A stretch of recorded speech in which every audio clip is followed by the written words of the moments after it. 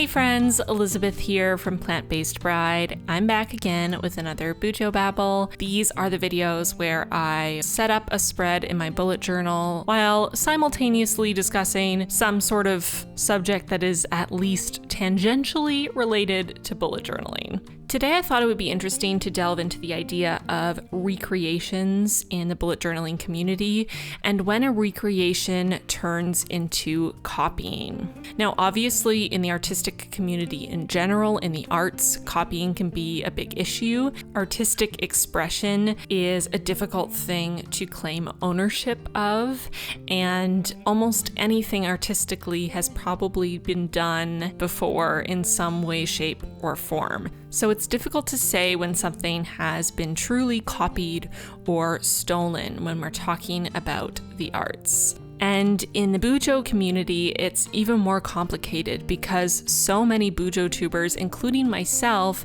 encourage our subscribers and followers to recreate the spreads that we make. Obviously, that's a big part of something like a Plan With Me video, which is essentially a tutorial so that the people watching can recreate those spreads if they are so inclined in their own bullet journal.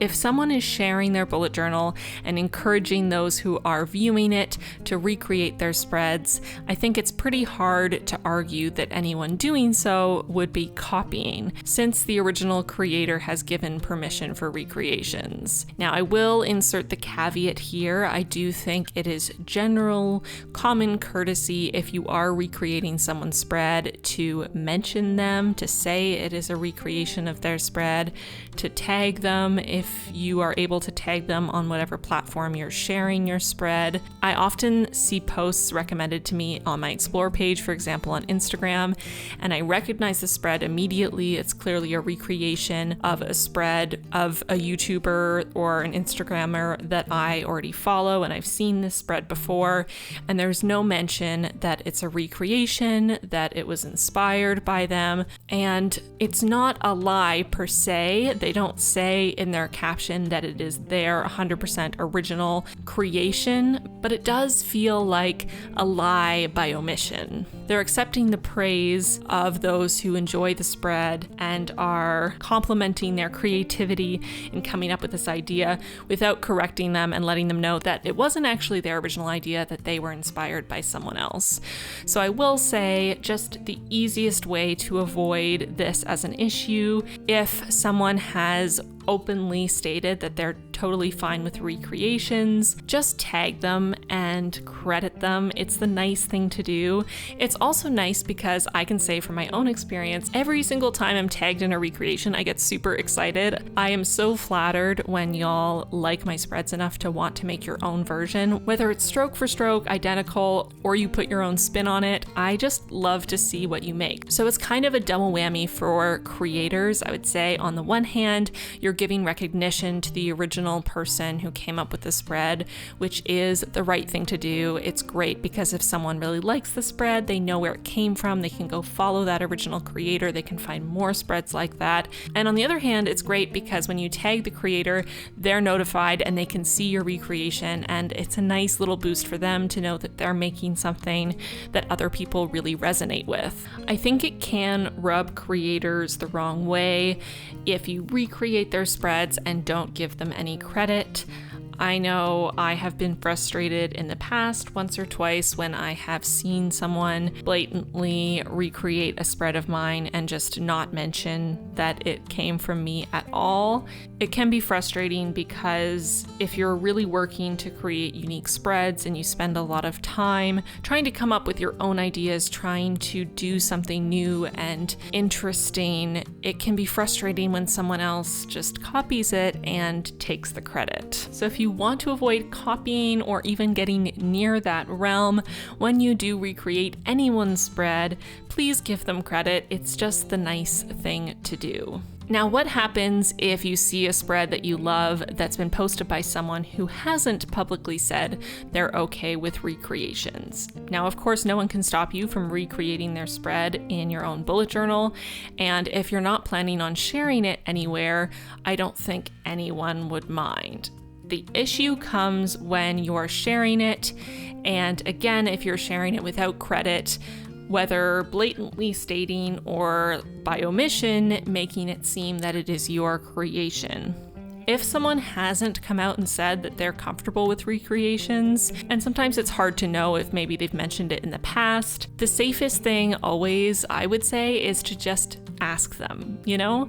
The creators that you follow on Instagram and YouTube and everywhere else are just people, they're artists, they're creative humans, and it's always nice to get a message or a comment from someone saying, hey, I love this spread, would you mind if I recreated it? It takes you 2 seconds. More likely than not, they're gonna say, oh my gosh, yes, that is so flattering, go ahead, thank you for asking, how considerate of you, you know? And then you know for sure that they're comfortable with that. And again, as long as you credit them if and when you share this spread that was a recreation of their spread, then you're all good. Now it gets way murkier when you move away from complete recreations or full-on reproductions of spreads into spreads that are more inspired. Whether you're inspired by the style of a drawing you find on Pinterest, or you're inspired by a color combination you see in a Plan With Me video on YouTube, or you're inspired by a little doodle someone did on their weekly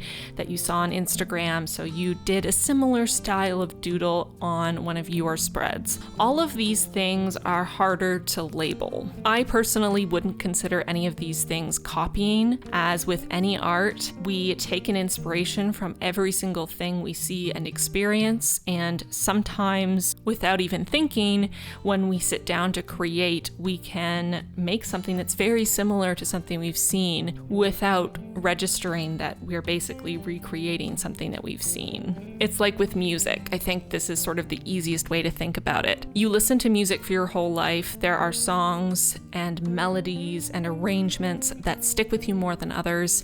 And then if you sit down to create your own song, it's likely that those influences are going to come out because there are certain types of melodies that resonate with you. There are certain types of arrangements that resonate with you. So when you sit down to create your own melody or arrangement, it's more likely than not that it will be inspired by all of these little influences throughout your life. And it may come out very similar to something you've listened to in the past without you intending it to. And of course, the same thing happens with visual art. The same thing happens with bullet journal spreads. I think this is really up to your best judgment. If you're creating something that you know is inspired by something else, then your best course of action is to mention it. So for example, I started using dynamic Kanban boards in my bullet journal.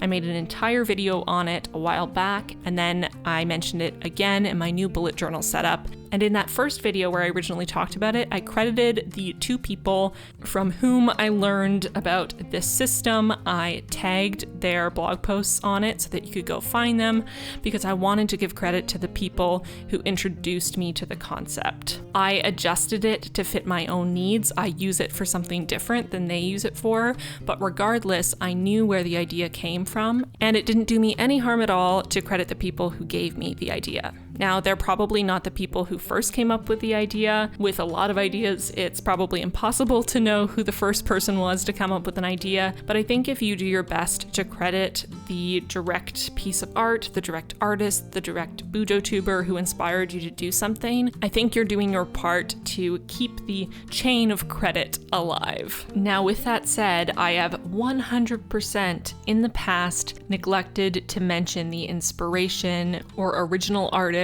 behind things that I have created. There's no doubt in my mind. Honestly, I think everyone has done this at one time or another, maybe not with art, but with an idea of some kind. I think it's natural for humans to take in a lot of information and to emulate the things that are attractive to us. I think a lot of us tend to emulate as a form of learning, as a form of growing, and I think it's totally fine to admit that you've made mistakes in the past. I know I definitely have.